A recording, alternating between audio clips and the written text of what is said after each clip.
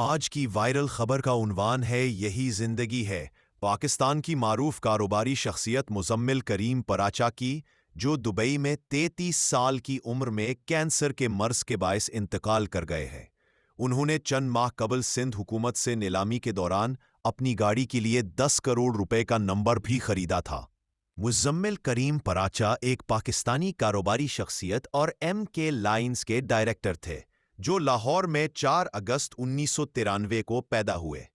وہ سندھ حکومت کی جانب سے منعقدہ پریمیم نمبر پلیٹ نیلامی میں 10 کروڑ روپے میں A1 نمبر پلیٹ خرید کر شہرت حاصل کرنے کی وجہ سے مشہور ہوئے۔